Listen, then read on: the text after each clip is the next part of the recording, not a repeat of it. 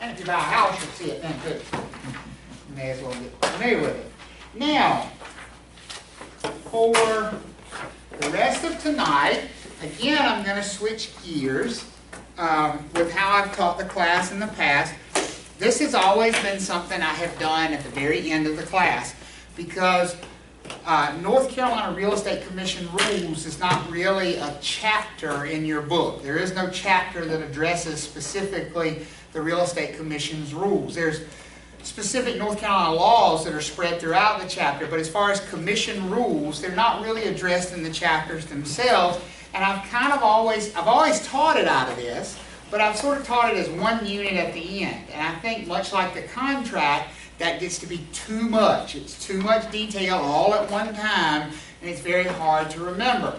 So what I have pledged to myself is that we're going to spend at least an hour or so per week going through some of these real estate commission rules so that hopefully I can break it down into digestible enough pieces that you're not trying to learn all the commission's rules all at one time. Okay? All right? So I will make a promise to you.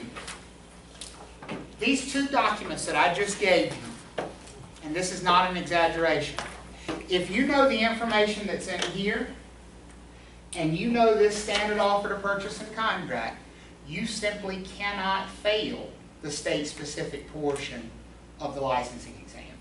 Literally 95% of the questions, if you've got 40 questions in there, 38 of them are going to come from these two documents. That's how important these two documents are, which is why I want to change the way we're sort of focusing on the entirety of the course versus let's just do it for a full day. Okay? So the Real Estate Commission rules, we use the license law and rule comments. Now in the back of your book you have the full rules. If you're ever really bored and you want to go read 93A-C 101, which is the actual statute, feel free, help yourself. I don't want to do that, okay? I want the nitty-gritty, and these comments are pretty much the nitty-gritty of the Real Estate Commission's rules. And we're just going to start from the beginning and work our way through, and I'm going to highlight for you some of the things. Now, what you're going to notice when we go through these rules and regulations is some of the things I highlight seem very nitpicky. There's a reason for that. These are their rules. They love their rules. Remember, they're regulators. They like rules. And they like to test you on their rules to make sure you know. And they like to trip you up, There's a different number of hours of post-licensing that you have to take versus CE, and they'll swap them around and see if you know the difference, if you catch that. So we want to get very detail-oriented with this, okay? All right, so the first thing is requirement for a license, okay? Requirement for a license. The first thing it tells you, it says, any person or business entity. So a business entity would be something like an LLC or a corporation or a partnership, right? So any person or business that engages in the business of real estate for compensation, and that's the key, and engages in the business of real estate for compensation must have a broker's license, okay? Now, let me also point out something that's important you might want to put in the margin there. The word or phrase, for others. If you're doing it for yourself, it's not real estate brokerage. Okay? You don't need a license to sell your own house. You don't need a license to be your own representative when you buy a house. You can even be paid the commission to represent yourself buying your own house. It's entirely legal. Now your lender may not allow it, and that's up to them, but the state of North Carolina allows it. You only need a real estate license to get paid for representing others in real estate transactions. Is that fairly clear?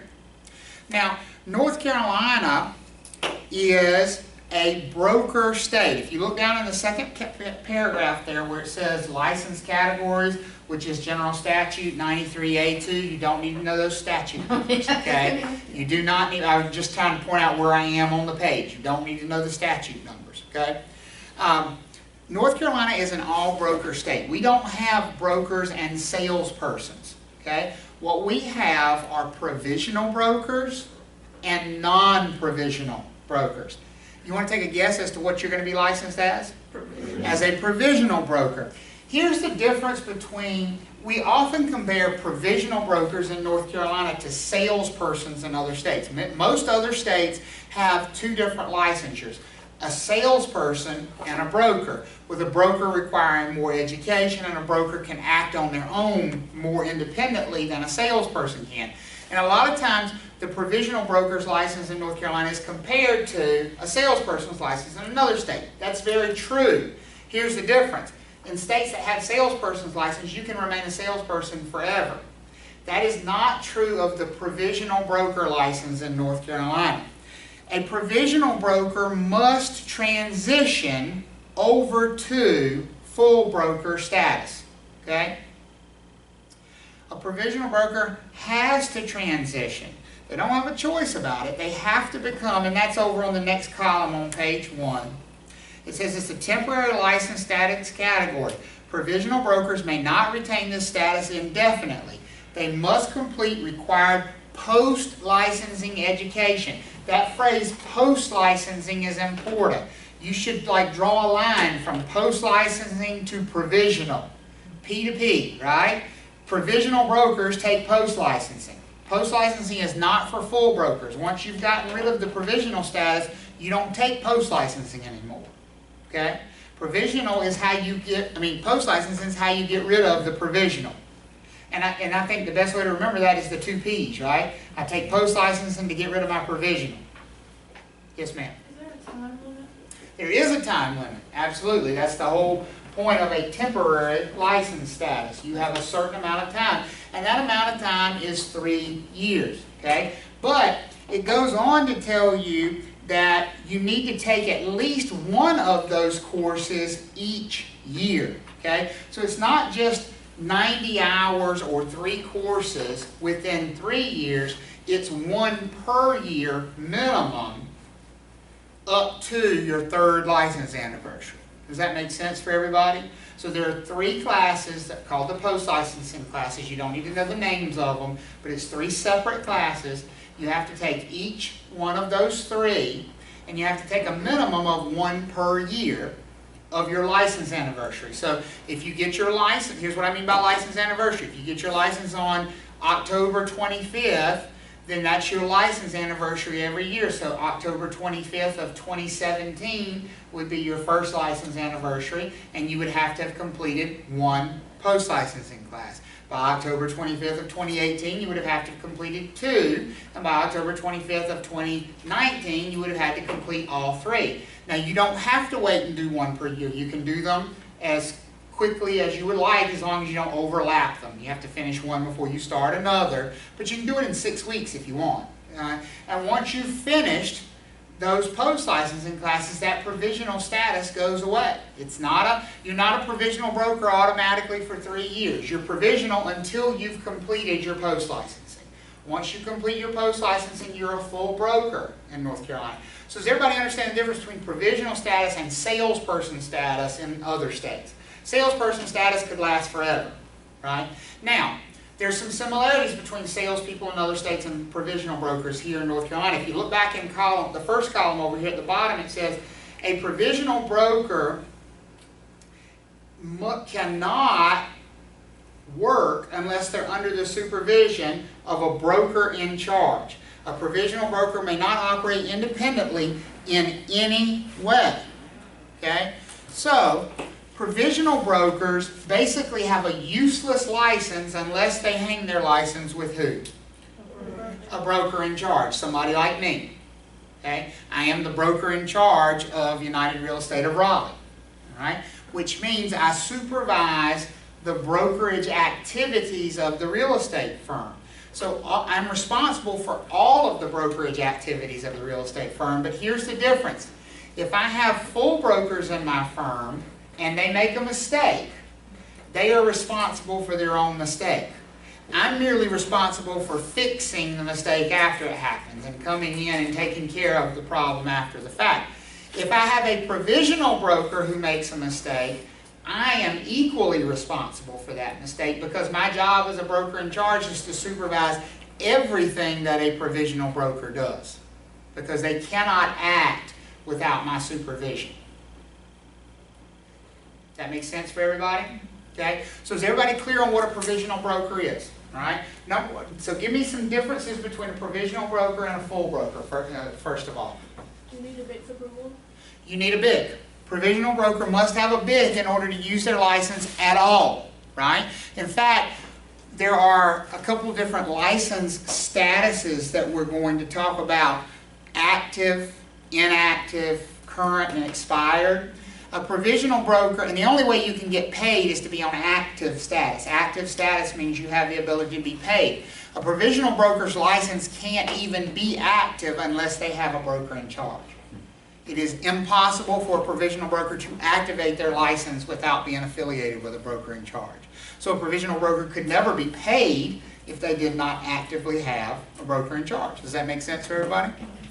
Okay. So one difference: got to have a broker in charge if you're provisional. And how do you become not provisional? You take post-licensing. How many classes are there? 3, and they're each how long? 30 hours, and you take a minimum of 1 per year. And what is the expiration date for post-licensing, the due date for your post-licensing? Your license anniversary date. Good, good. Okay? All right? Everybody good on that so far? Great. Okay? So a broker not on provisional status can have their license active without a broker in charge. Okay? They can be active on their own. However, I must point out to you here that in most cases, that doesn't give them the ability to do very much. They can probably only be paid referral fees if they're just on active status as a full broker, but they don't have a broker in charge. The reason for that is clients in North Carolina, buyers and sellers and landlords and tenants, are all represented by real estate firms, not by individual brokers. Okay? When you look at a listing agreement, that listing agreement doesn't say I'm hiring Travis Everette to sell my property. It says I'm hiring United Real Estate of Raleigh to sell my property. So, in spite of the fact that a full broker can be on active status without a broker in charge, most likely they're still going to have a broker in charge so that they can fully represent clients. Okay? Everybody good with that? Good. On the bottom of page 1, it starts to talk about what the broker in charge is and what their job is. It says, a broker in charge is a real estate broker who's been designated as the broker having responsibility for the supervision of real estate provisional brokers engaged in real estate brokerage at a particular office, and for other administrative and supervisory duties as the commission shall prescribe by rule. Okay? Broker in charge is not a separate license category. Here's what you need to know about it. You can't be a provisional broker and be a BIC. I think that should go without saying, right? You cannot be on provisional status and be a broker in charge. If you turn to page 2, it talks about the qualifications for becoming a broker in charge. It says to qualify for designation as a broker in charge, a broker must be on, broker's license must be on active status but not on provisional status, and the broker must have 2 years of full-time or part-time equivalent actual brokerage experience within the previous 5 years. And they actually break that down to a number of hours. They say it's 2,000 hours. You must have 2,000 hours of brokerage experience per year for 2 years within the previous 5 in order to be designated as a broker in charge. Okay? So, if I were to ask you what the qualifications are to be a broker in charge, what would you tell me? 2 years full-time. 2 years of active, full-time brokerage experience and not be on what status? Provisional status. Those are the qualifications for becoming a BIC. Now, once you become a BIC, you have to take a class, which is a 12-hour class, and you have 120 days after you become a BIC to take that class. It's an interesting dynamic. They let you become the BIC first, and then you have 120 days to take the class. Is everybody good on that? So we talked about provisional brokers, we talked about full brokers, we talked about brokers in charge so far. But you wanted to have your own firm. Yep. You would have to be able to become a broker in charge. That is correct. That is correct. Or so, you would have to at least hire somebody to be a broker in charge. You could, in theory, own a real estate firm and not be the broker in charge of that real estate firm. In fact, that is fairly common with your bigger name brokers, you know, the ones who have their faces on the sides of trucks and that sort of thing. They don't want to risk their license by being the broker in charge, because remember, the broker in charge bears some responsibility if somebody screws up. So their name may be on the door, but they actually hire someone else to be the broker in charge. And that person would also be the boss's broker in charge, so to speak. Can the broker in charge work for more than one firm at a time? Can a broker in charge work for more than one firm at a time? The answer is yes. And the broker in charge can be a broker in charge of more than one firm at a time, as long as all the firms operate out of the same building. For example, we have a commercial firm here as well. We have a residential firm and a commercial firm. Because the place of business is the same for both of them, I could be broker in charge of both firms, for example. I cannot be broker in charge of two separate offices, though. If we were to open another United Real Estate of Raleigh office location, that location would require a different broker in charge. And yes, as a broker in charge, I can certainly have my license. Any full broker can have their license affiliated with more than one firm, as long as you have the permission of both brokers in charge. And sometimes you need to, because maybe you sell real estate in the Triangle and in Greensboro. Well, you're not going to find a firm in Raleigh that's a member of the Raleigh Regional Association of Realtors and our MLS, and a member of the MLS in Greensboro. So you would need to hang your license with a firm here for access to the MLS here, and then find a firm in Greensboro to hang your license for access there. You would just have to get the written permission of both brokers in charge, and you're allowed to hang your license with multiple firms in that way. So but you can't be provisional and do that. Okay, so you have to be a full broker. You have to be a full broker in order to have that flexibility. Okay. On page 2 also, they talk about a limited non-resident commercial broker. Okay, a limited non-resident commercial broker. Here's what the law in North Carolina basically says. If you live in this state and you want to practice any kind of a real estate transaction, you need to have a North Carolina real estate license. Okay. It also furthermore says if you want to practice residential real estate in this state, whether you live here or not, you need a North Carolina broker's license. However, they grant an exception for commercial brokers.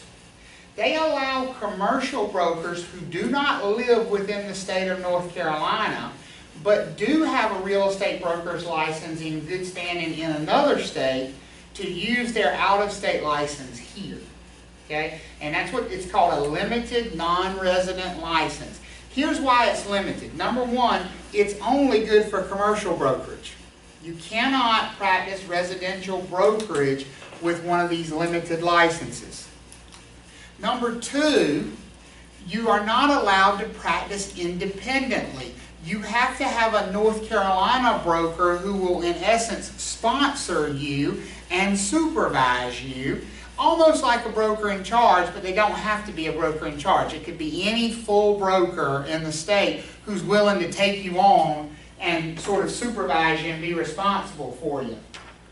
Okay, does everybody understand that? The keys here are, it's only for commercial real estate. The broker cannot live in North Carolina, because if you live in North Carolina, you got to get a North Carolina license. And they have to have a North Carolina broker supervise them when they're doing business in the state. Okay?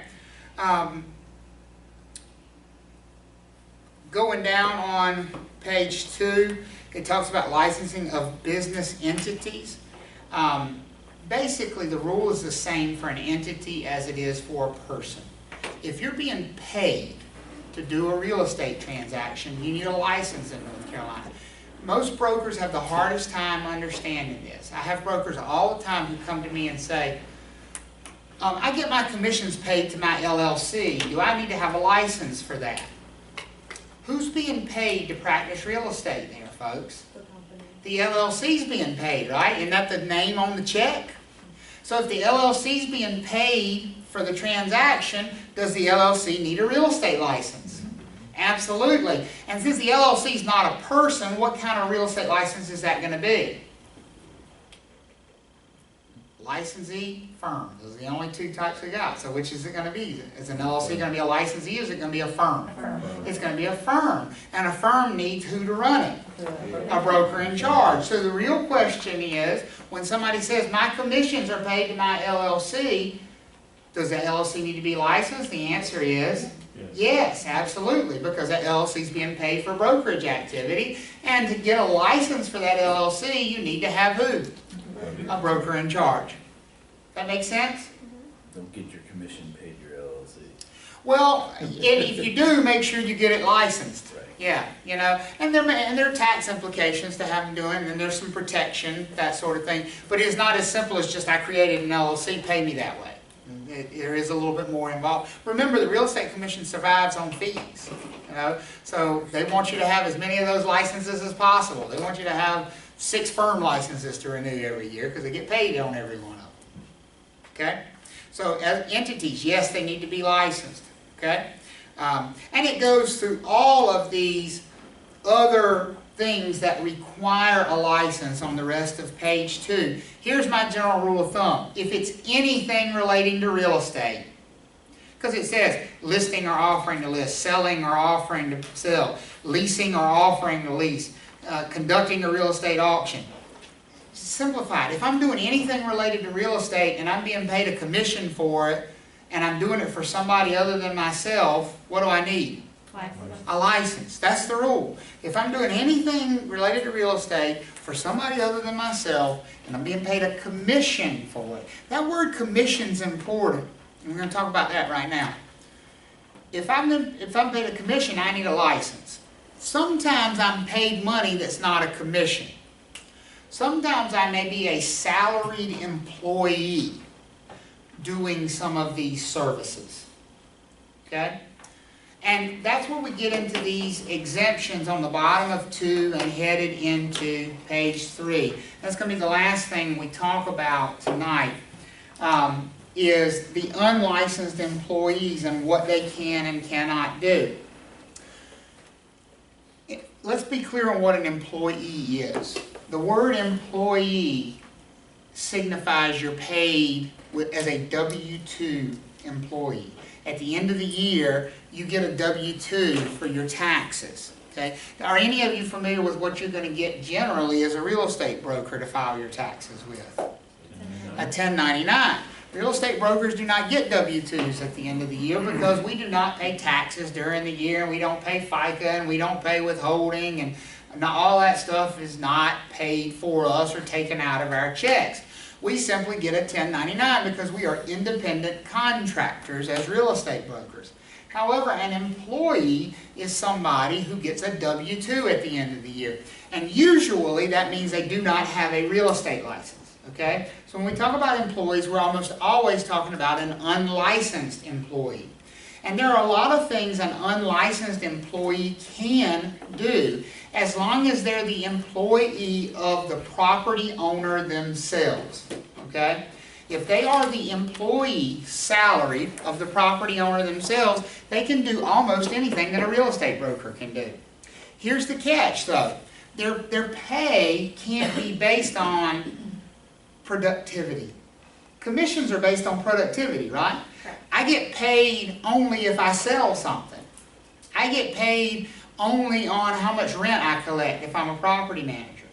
If I'm a salaried employee, and I'll give you a popular example of salaried employees, most of the time when you go to a new construction subdivision, that model home that you walk into, most of those salespeople that are sitting in those model homes do not have a real estate license. Because they are the salaried employee of the owner of the property. Well, the owner of the property is who? The builder. Does that make sense? They're getting a W-2. Now, in theory, their pay should be exactly the same whether they sell 1 house or 100 houses. Whether they actually do it that way or not, I do not know. I'm pretty sure they're probably paying bonuses and all those kinds of things. But in theory, their pay should not be based on productivity. And as long as that's true, and as long as they're paid with a W-2 and they're the salaried employee of the property owner, they can do all of the same things that a licensed real estate broker can do. That makes sense? So the big thing for us is we can do it for anybody other than ourselves, not just our employer. And we can be paid a commission, which means we can be paid for success versus being paid a salary, right? So these people can only do it for their employer, and they have to do it for a salary, not for commissions. That's the best way to explain these exemptions, I think. Okay?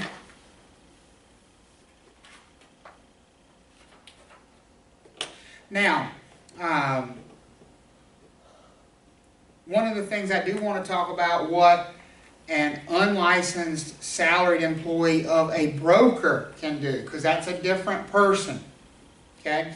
On page 3, it talks about the things that an unlicensed salaried employee of a broker can do. And that's a list you should familiarize yourself with. So, for example, in my office, Kim, who works at the front desk, is unlicensed. So she is a salaried employee of a broker. So these are the things she can do legally. Receive and forward phone calls and electronic messages to licensees. She can do that. Submit listings and changes to an MLS, but only if the listing data or changes are compiled and provided by a licensee. So if you got a test question, can an unlicensed person upload data to the MLS? What's the answer? Yes. Yes, they can, as long as who's responsible? The broker that employs them. In this case would be the broker in charge, right? Would be responsible for that. Okay? Secure copies of public records. Place for sale or for rent signs and lockboxes on the property. Order and supervise routine and minor repairs to the listed property at the direction of a licensee. Act as a courier to pick up documents. Provide to prospects basic factual information on listed property that might commonly appear in advertisements in newspaper, real estate, or internet websites. So in other words, anything that's on the listing sheet they can answer. If somebody calls in and says, how much is this property listed for? They can answer that question because it's on the listing sheet. But basically they can just read off information. That's all they can do. They couldn't answer a question like, well, do you have any offers? Because that's not something that's on the listing sheet. That would be brokerage. They cannot do that. Schedule appointments. Yes, they can schedule appointments for me to go show a property. They can confirm appointments and do all that sort of thing. Look at number 10. Show rental properties managed by the employing broker to prospective tenants and complete and execute pre-printed form leases and the rental of such properties. So what kind of properties does it say they can show? Rental properties. Let me tell you what kind of properties they cannot show. Properties that are for sale. Under no circumstance may an unlicensed employee of a broker show property that is for sale. They can show rental property, but not property that is for sale. Look at number 12. We haven't talked about trust accounts yet, but if you ever got a test question that said, can an unlicensed person manage the company's trust account? What is the answer based on number 12 right there? Yes. Yes, they can. As long as, again, who's responsible for it? The broker, their employing broker. It says, record and deposit earnest money deposits, tenant security deposits, and other trust monies, and otherwise maintain records of trust account receipts and disbursements under the close supervision of the office broker in charge who's legally responsible for handling that trust fund. Assist licensees in assembling documents, and compute commission checks for licensees affiliated with a broker or firm, and act as a bookkeeper for the firm's bank operating account, so they can even disperse commissions. Those are the things that an unlicensed employee of a broker is allowed to do. Alright? And that's all we're going to talk about for tonight.